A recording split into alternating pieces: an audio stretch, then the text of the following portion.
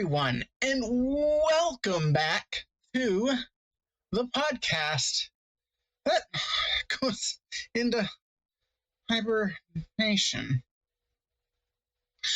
I'm the Dean of Games, the Dean Slater on all platforms, and you're probably wondering where my co-hosts are, Gavin and Matthew, and they are, we're going through a lot. So I guess getting to housekeeping real quick. I think I mentioned this in one of the previous episodes. I got a new position at my job. It has got more responsibilities tied to it. And as a result, I've been pretty busy lately. I have managed to get around to streaming once or twice, but I'm still trying to find. I was already struggling with work-life balance. Now I'm struggling more with it. But it is what it is. We're figuring it out. I'm figuring out how to get, Gavin back on the podcast, and you can kind of see the green screen for Matthew over there. I'm still trying to. This actually is a lot cleaner than it looks now. You may remember that this was quite a bit more messy back here. And I've gotten it straightened out. That bed that's behind the ladder, that's going out. There's a dresser behind that bed, that's going out. That ladder itself is only there because I had to do some work on the motor. So that's only there temporarily. And then also I've got some supplies over here. This stuff is for set dressing and stuff. So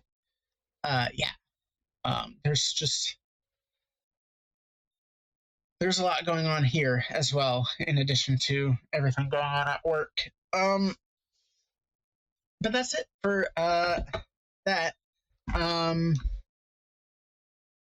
We've got a lot to do, but we're getting there. Welcome to Extra Extra, your weekly gaming news podcast covering the news leading up to Sunday, August 11th, 2024. And if you like us, you can go to patreon.com/thebriefing room, where you can get cool rewards and all sorts of shit. Let's get to some news now. A lot of the news is shitty capitalism and lost media. Because lost media is a cool subject. I recommend everyone looking it up. But speaking of, let's go ahead and talk about this. Sonic Generations is being delisted next month, but won't be entirely unavailable. And I did not prepare a doc, so I didn't look at other sources. So this is just VGC, and it's by Chris Scullion. In a statement posted on the official Sonic the Hedgehog Twitter account, Sega confirmed that the 2011 game will be pulled from stores on September 9th to make way for Sonic Cross Shadow Generations. Oh, sorry. However, it stated that those who don't have the game will still be able to acquire it through a new bundle even after it's been delisted, which is kind of a cool sentiment. It also reassured players that there will still be a modding scene that they will continue to enable.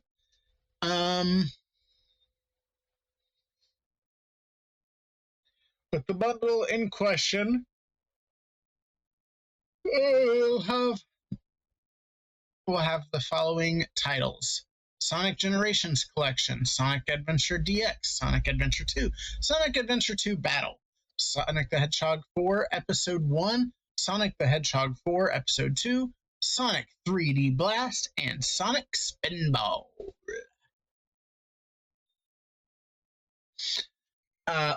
Like I said, lost media is an interesting subject. I'm fascinated by it. I started getting into it with Blame It on Jorge, or Blame It on George, whichever. I don't remember. I think it's Jorge. But you can either way, it's that YouTube channel. Link in the description. And then I got really into it with L Supersonic Q.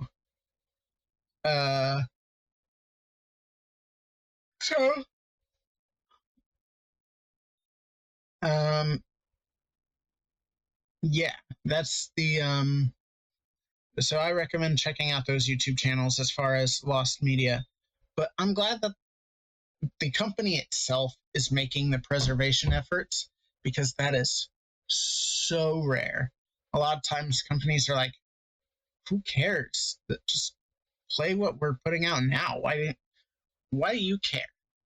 Why do you want to watch this old movie? Just watch new movies. Just watch movies that we make money off of. Because at the end of the day, that's all they care about is the money. They don't want to do anything extra. They just want the cash right now. But yeah, the fact that Sega is actually doing this themselves, and it's not a bunch of people on the internet getting together and figuring out how to take the game and move it to, to archive.org and all of this. It's awesome. It's great. And I applaud Sega for doing such thing. If only Nintendo would do stuff like that.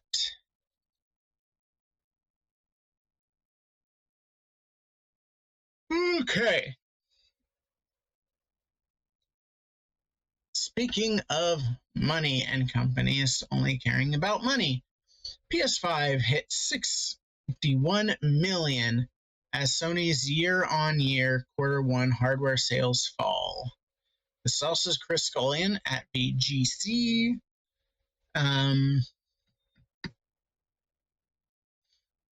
So the company says that it has sold 2.4 million PS5s over Q1. And this is down 3.3 million from Q1 last year. Those are still great numbers, but they don't care about that.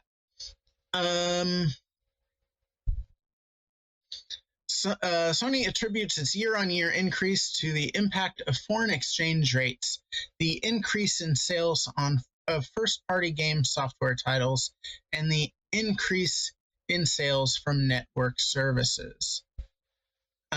It does acknowledge the decrease in sales of hardware due to a decrease in unit sales.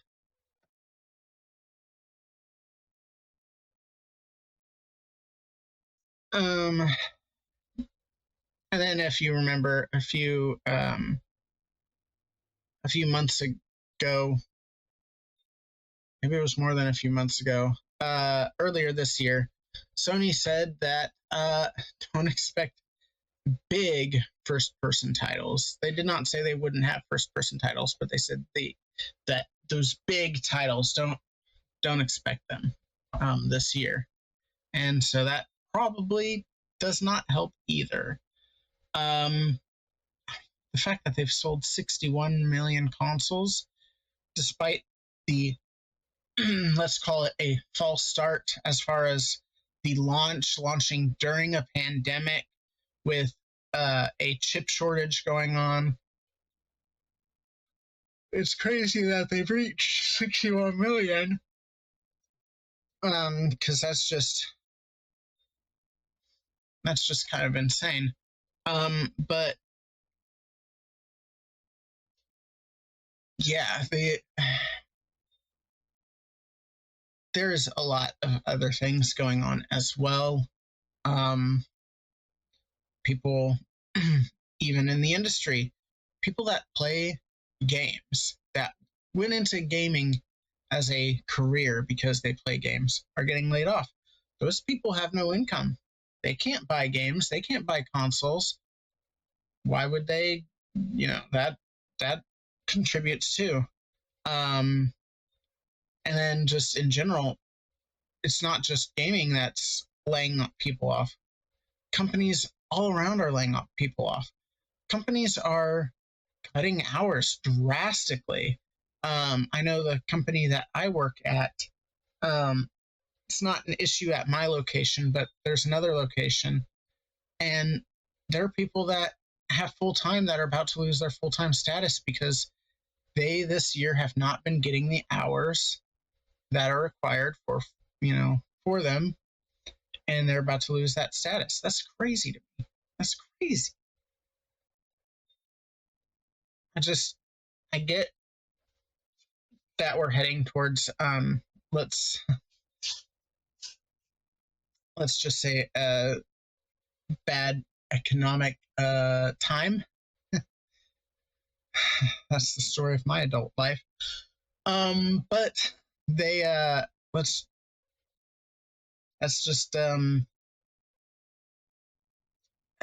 you gotta treat people better. You gotta pay people. I know that's rough. These companies, the CEOs, these fucking investors, the investors are the worst of all. I mean, I put investors even lower in the, as far as shitty people as CEOs. But like, at some point, you're the ones contributing to this by holding on to all that money. If you're holding on to all the money so that way other people don't have any money, how are people going to buy your products or your services? Because you're holding on to the money, which means that they have to hold on to their money even tighter because they don't have as much because you're holding on to all the money. So no one's buying it.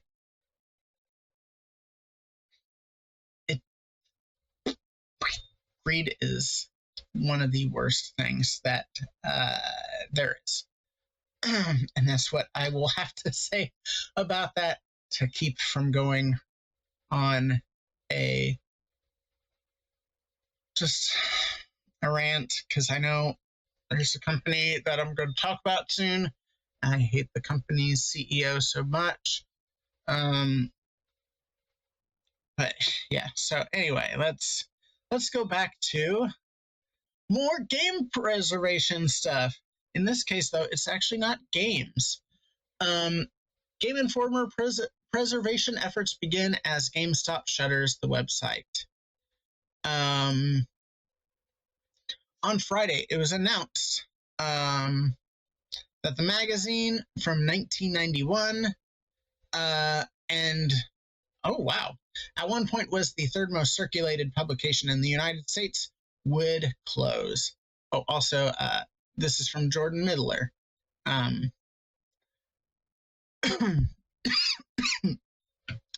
The publication's website currently redirects to a single landing page with decades of content now inaccessible. And no word on whether the website would return, which, why would they return it? That's just more money that they're spending doing that. The Twitter account has now been deleted after a former staffer used it to write what they called a genuine goodbye to the publication. Which, if you have not seen that post, it was a very touching post. I really appreciated it. And it's crazy that GameStop saw that and was like, oh, we got to scrub everything now. That's insane. MinMax, who I love that group. I don't watch, or not just watch, I don't take nearly as much in from their content as I should, but they're a phenomenal group. You should check them out. Is one of the main groups leading the preservation efforts. So speaking to GameFile, Ben Hansen, who is the founder of MinMax, said he shot a documentary about the publication in 2019 and hopes to release it soon.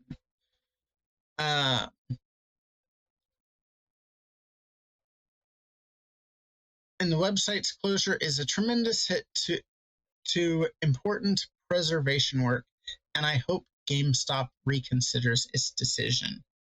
The shutdown of the website and magazine last week eliminated a rich archive of video game history, including thousands of news stories, game reviews, interviews, original reporting, and exclusive cover stories that documented the making of countless games, including high-profile cancellations like StarCraft Ghost and Rainbow Six Patriots. I forgot about StarCraft Ghost. That's a blast from the past. I don't actually have any Game Informers on me in here. Doesn't look like. But Game Informer, I read so much Game Informer back in the day. So much. That was probably my gaming news website. And honestly, I'm trying to decide whether it was Game Informer or G4 / Tech TV that got me into video game news first. I want to say it was actually Game Informer. I think that's what got me into gaming news first is Game Informer. It's phenomenal, and it sucks that it takes money to run, and so they're being run by a parent company, and the parent company is struggling. So guess what? Of course, it's the news magazine. But yeah, they had great covers. I ended up having to get rid of some of my Game Informers because I just had so many that were taking up space that I didn't have. But I know I still have a few somewhere around here. Oh, actually.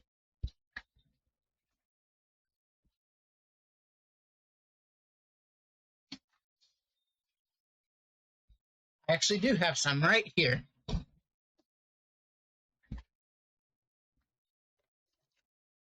This is from November 2017, or January 2017. Right there. It's got Prey. Remember Prey? That studio just got canceled. Isn't that exciting? Ooh, and then this one is from March of 2017. Breath of the Wild. Phenomenal game. I have this. Speaking of that,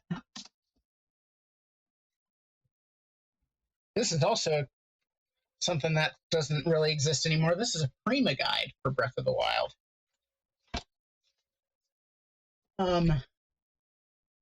But yeah, so there's just it sucks, man. It really sucks. I just wish that, and I know this is completely unrealistic, but it sucks, man. I just wish that these companies would think about people before money, and they don't. This sucks. And I both get it and don't get it. I have to think about sales with my new position too. And so like I understand there's that aspect of it, but it's the people, man. That's what gets me. It's the people. But what's up? speaking of Gavin, there he is doing the podcast. Oh. Or you done? Did you pull on? Oh yeah, I can do that. Thank you. Yep, no problem. Face reveal. What are you talking about? I did at the beginning. I was like, yeah, at some point I gotta get the schedule together for me and you. I'll say I didn't think you were doing it. I haven't. This is my first one since I got the promotion. Oh. I was like, I really need to get back into that again. Yeah, you said you're doing the podcast. Like, oh, you're still doing it? I didn't know. No, I haven't done it since the promotion. So.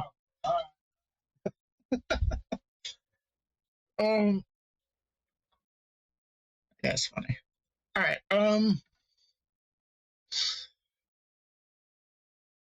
So next story. Warner Brothers is looking at licensing its IP to other game studios. Speaking as part of the company's financial results, David Zaslav discussed why he thought 2023's Hogwarts Legacy was such a success and how that can be the template for future Warner titles. He finally acknowledges that game after saying, "Oh, but single-player games don't work. I guess we're just going to have to do life."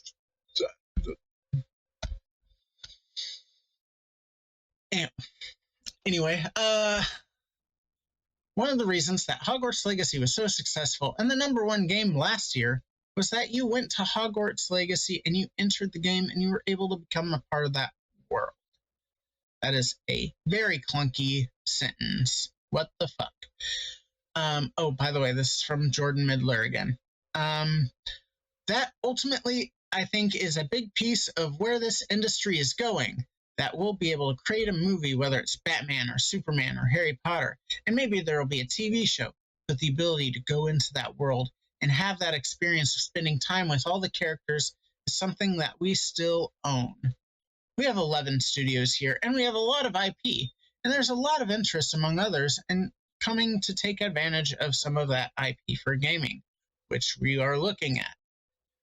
Despite a large number of established IP, Warner has faced difficulty in recent years. While Mortal Kombat continues to be a success, some of its larger, and obviously Hogwarts Legacy, several of its largest properties have been untouched.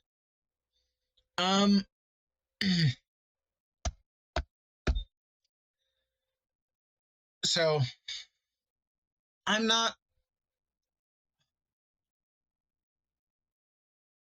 First of all, David Zaslav, I hate him so much. He is the greediest motherfucker. Outside of investors, of course. He might be the worst CEO in my ranking of CEOs. Because, anyway, the fact that he's finally acknowledging Hogwarts Legacy for this is just... His narrative keeps changing because, to fit the business decisions he's saying. Because he's like, oh, like I said, live service is the way to go. Single player games just don't sell. Even though he had the highest selling game in the first game outside of a Rockstar game to outsell Call of Duty, and he's like, oh, that's not successful. And then now that he is acknowledging it, he's like, oh, it's successful, but it was successful because we didn't do it, which I would agree with that. But see, I'm not opposed to them licensing its IP. I don't trust anything Warner Brothers does at this point. So for them to license their IP, I think is a good thing overall. That being said, part of the issue with media, not just video games, but movies and TV shows and everything, the reason that everything's getting so expensive is because licensing. So let me run this through you guys real quick. All right. You have to pay an exorbitant amount of money to get the license, which, by the way, you don't own. You still don't own it. You're not buying it. You're just licensing it. So you're paying that exorbitant amount. And you're paying a portion of any profit you do make eventually. Even before you make profit, you're still paying a portion of the money you're getting to the licensee, or the licensor, I guess. You're the licensee, the licensor. So no matter what, you are starting, before you even touch a script, before you even think about who's going to do what, you're already in the red. You're already negative. Before you even touch the project, you're in the red, because and in a lot of cases, severely in the red, because these IPs have become so bloated that they just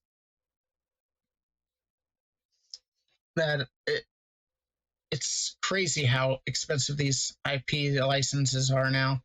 And so you're starting severely in the red, just baseline.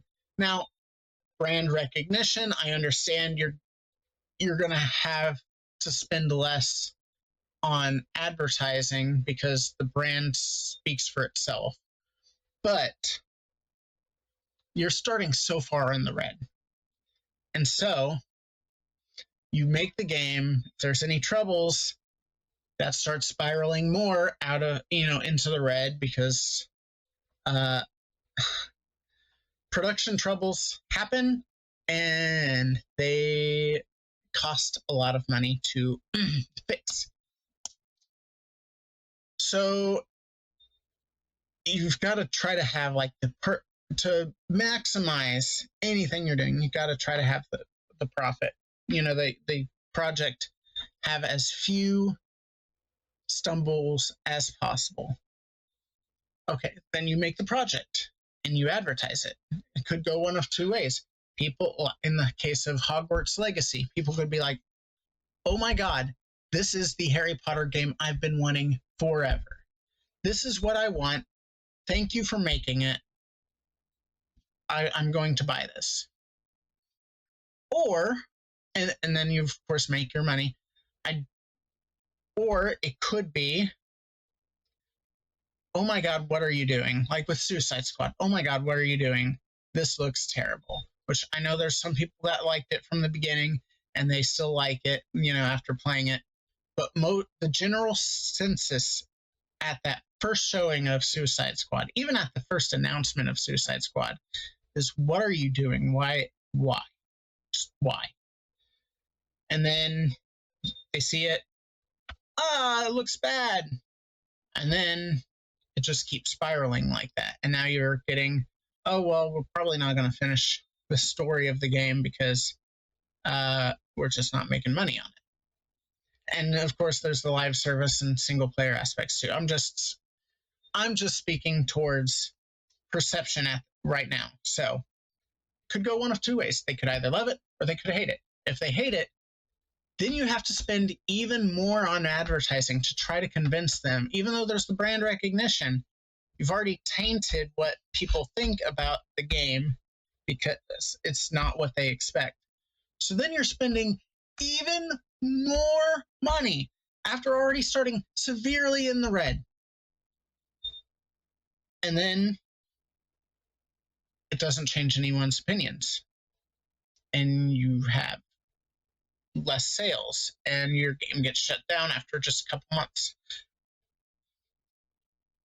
It is, at some point, and I've said this about just capitalism in general, with how they're treating employees and just consumers in general. At some point, there is a breaking point. At some point, it just doesn't make sense anymore. And when that happens, then the IPs all of a sudden lose all of their value because you inflated the value so much that they lose all their value because no one can afford to license it because they don't want to have the bad scenario happen. If a good scenario happens, that's great. But how often has that happened outside of Marvel? Marvel's doing a great job at overall, Avengers not included, even they have their pitfalls, but at making sure the right studio is doing the right thing for what they do. David Zaslav's not going to do that. David Zaslav's going to be like, all right, how much money? All right, let's do it. They're not thinking, oh, how's this going to look for our IP? That's the other thing. It could hurt the IP too. It doesn't just hurt the company that licensed the IP. It hurts the IP as well if the game is bad. And yeah, it's just, we're on such a precipice right now, just in general, but especially with licensing and media. We're on such a precipice that there's not going to be that much effort that's going to cause a fall at this point. We can stay up there. We can, but the amount of effort that would cause a fall is significantly less than what it should be. We're in dangerous ground right now. That's just in general, but also, like I said, media and IPs and everything. It's a fascinating time to watch, but it's also fucking terrifying. All right. Well, that is all of the news stories. If you like this, you can go to no, that's not what the fuck is my thing? I thought I had it and then I lost it. I lost it, guys. Hold on, I lost it. I'm losing it. I'm losing it. David Zaslav, you made me lose it. All right. If you liked or even if you didn't like this podcast, be sure to do all of the things like hitting the like button and hitting the subscribe button and hitting that bell at the XofPlays on YouTube or on giving it a high rating on whatever podcast service you use, whether it's Spotify, Apple, any of the others that allow you to rate. Not everyone allows you to rate, but if you can rate it. Be sure to tell people about the show. Word of mouth is the best way to help us grow. And I brought it up before, but on patreon.com/thebriefingroom, you can financially support the show and get cool rewards as well. That's all from us. Take care.